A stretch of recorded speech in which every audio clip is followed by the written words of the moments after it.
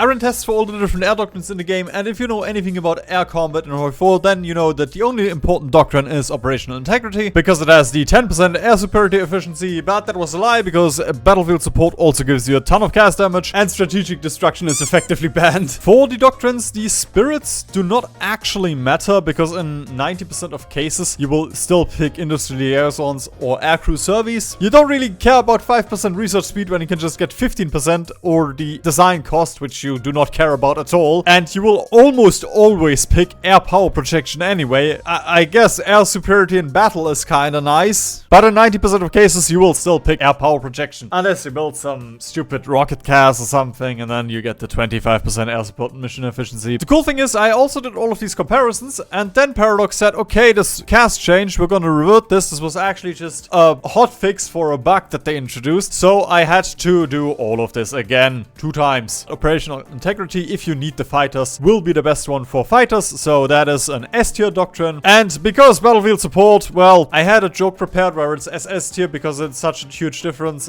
so I'm just gonna keep this in, even though it's kind of an S tier. Like, now, I mean, it's still... If you don't need the fighters, you will gonna run battlefield support. And strategic destruction is just a C tier, because you do get more naval mission efficiency, that's cool. But do you really care about strat bombing? In normal games, you would still rather get battlefield support or OI, so... let's keep it at that. As always, the sheet is in a doobly-doo. Before we rank Homeland Air Defense, there is something I need to mention about Interception. The Interception mission gets so many buffs with the right doctrines, it's banned to be used in some multiplayer games. And since Interception planes only fly while the enemy is bombing you, it is fairly useless in single player in my opinion. Against the AI, it's better to just crush them quickly than to hope they send bombers in the air zones where you can grind their fighters, because then you don't have any air superiority while they're not flying any bombers. And because of this, when I rank any doctrine giving interception efficiency, I will ignore that buff, so keep this in mind, which is also why strategic destruction is in C tier. When we get to Homeland Air Defense, we get a couple of cool things. We get a 10% air home defense factor and 5% air mission efficiency. The rest doesn't really matter. Air home defense factor means if they are fighting, for example, this is my air home zone. If I fight over here, I will have 10% more efficiency. If I fight over here, I will not have the 10% efficiency. The cool thing is also, you immediately get this, and then the air mission efficiency at your capstone. Problem is just that airspace dominance gives you the air superiority mission efficiency immediately, and then you also get a couple of other nice buffs, like your rank 1 is already air attack and agility, so you will most likely outtrade Homeland Air Defense by the time that they get the air mission efficiency. Most of the time when you use fighters, they're also not gonna fight in their air home zone. When it's just defending itself, it's slightly better than the medium range ones. As soon as you do not fight in the same air zone, it is just such a drastic difference, because you don't get anything. You get 5% air mission efficiency, which is a nice thing, because this buffs all air missions, but fighter bombers also gets the 5%. I've been thinking a little bit more about this, and I would actually put this one into S tier, because these are simulations, you know, every single thing that happens here is a simulation, so it's not gonna be super accurate, and medium range fighters did trade down to the airspace dominance a little bit, even with the medium range doctrine losing the air range malus here, they still lost, but between having no fighter in an air zone and a shitty fighter in an air zone, I would still rather have the shitty fighter, so the air range one you can put up to S tier. The only good thing about fighter bombers is that it gives you air mission efficiency and air support mission efficiency, which does mean if you build rocket fighters, they will get better stats, but I mean, this is for your normal fighters, and they get outtraded so heavily. I don't think the additional 2% cast damage is worth it. Because of this, there we go, congratulations, a new tier for you. Airspace dominance does its name justice, because in optimal conditions, it absolutely crushes every other doctrine, which is also why in the rest of the video you're gonna see it in S tier. But as I said, I thought a little bit about it again, and we'll actually bump it down to A tier, just because, you know, this is not that bad. Like, it's a 10% difference, but you do get more range. I'd still pick the medium range fighters over airspace dominance. I will say that I didn't test every single combination. I used the most basic ass fighter design. It doesn't even have any defense. Technically, there might be doctrines that benefit more from proper fighter designs, but we don't have any fighters that buff defense, so it shouldn't really matter. And if it does, then I guess you can unwatch the video. And this hurts me to do, but Knights of the Air just doesn't do anything. I thought the 15% air superiority mission efficiency would be more. It just gets out-traded so much. And that's exactly what I meant earlier. Like, what's the difference between Knights of the Air and Airspace Dominance? I guess this one is cheaper. You have more XP gain and require fewer men. And these are your elite fighters. Naval Aviation. While this one isn't the greatest at buffing your fighters, it does buff your naval targeting. So your calves and navs are a little bit better. I guess there's at least a reason to pick it. I wouldn't ever pick it, but there is a reason to pick it. And if you're subscribed now, I can afford medicine.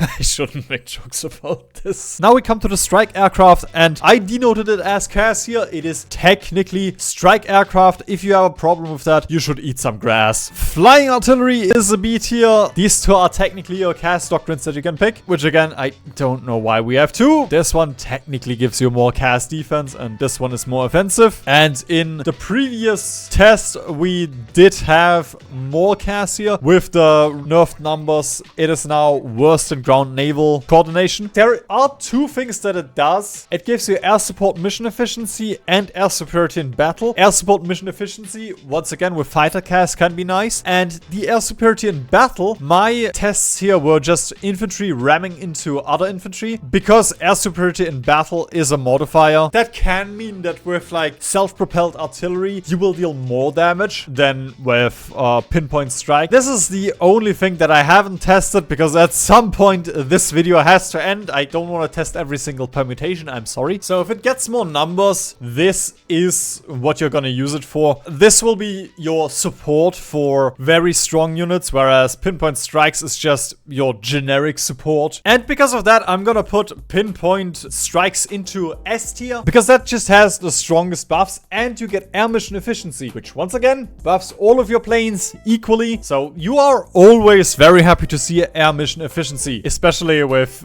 this thing down here. I don't know why this happened. With the old modifiers, you had less CAS damage with operational air support, but then if you got 5% more air efficiency, you suddenly had more. Like, I don't know why this was like this. This isn't the case anymore, so we don't need to account for it. With the ground naval coordination, right now it did trade better with the basic infantry, but if you send in a single tank, this one should deal more damage. Like, you can see that after 1.5 months, that was nothing. The thing that's gonna be annoying here to test is the fact that weather exists. In one of these saves, I also tested the naval bombers. I just sent them in against 10 battleships and checked how many naval bombers survived after they took out all the battleships. And one thing that happened here is that 2 doctrines were very quick, finishing within 2 weeks, and then the other doctrines took 4 months and 7 months respectively, because the winter months had bad weather and then they are not taking off. By turning off the weather, the damage came out more evenly. Because this one had to wait 7 months, there were more accidents, so we lost more planes, which is why I turned the weather off. But then taking out Navy quicker is also better, so it's just fucked, the tests here. Once again, Navy testing is just awful. Ground naval coordination, I'm just gonna put into B tier, simply because it buffs everything a little bit. You also get nav buffs, and I guess right now we can put it above flying artillery. And siege to shore air power buffs your navs more than it buffs your CAS, so we're gonna put it in A tier. Again, in 90% of cases, you will still prefer the CAS damage, but if you are interested in dealing naval damage, then siege to shore air power just gives you more nav damage. Precision naval bombing. There we go. It is torpedo swarm tactics, but it's just worse. Upside is this gives you more defense. If your naval bombers are constantly being intercepted, then this one will be better. And this is also where you go. You go another S tier. There we go. We have 2 S tiers. Who would have thunk that the naval and CAS doctrine has 2 S tiers? One for CAS and one for naval bombers. Just because this trades very nicely and this was also the fastest one. You get more range, you get more naval attack, you get 20% port strikes and 10% naval mission efficiency. It's just good. This thing is just good. The medium airplanes. Oh, I can hear you being excited for this part of the video. I can oh shit, the retention is gone. Yeah, heavy interceptors, C tier. I mean, it buffs your medium fighters, but because of MIOs, medium fighters are still worse than small fighters. But if you are running medium fighters, yay. Before running heavy interceptors, why don't you run long range escorts? Same deal, they're gonna be worse than the heavy interceptors, but they do have more range, and if you're running medium planes, then you are probably interested in range. This joke that I prepared here also doesn't work anymore, but I suffered so much, I might as well write it to the death, to the end. The bane of my existence. Operational air support. I explained earlier that this was just weird with the air efficiency. This one has two very nice things here. I guess three very nice things. The air mission efficiency. Have you heard about air mission efficiency? Then the 10% air power protection factor and the 10% air superiority in battle. So it is just an A tier because this one will make your fighters, your normal fighters, if you don't need the additional air range, will make your fighters the strongest fighters that they can be. And then tactical battle support gives you the most cast damage, which is why it will be lower on the A tier. Operational air support is still better just because it makes your fighters better. This one will give you the most cast damage. I would still run operational air support most of the time. Sure, more strat bombing and 20% pulse strikes. Who cares? Then we get real recon. C tier? It technically has a use because you get 10% intel and 5% spotting speed. If you're running a no air build, this is your best medium doctrine. Oh wow, I can see the retention dropping even further now. The strat bombers, the heavy aircraft. Yeah, night strat bombing, it just doesn't do anything that the other doctrines don't do, so congratulations, F tier. Carpet bombing is one of the few doctrines that will be useful no matter what you pick. Can you guess which buff is the important one here?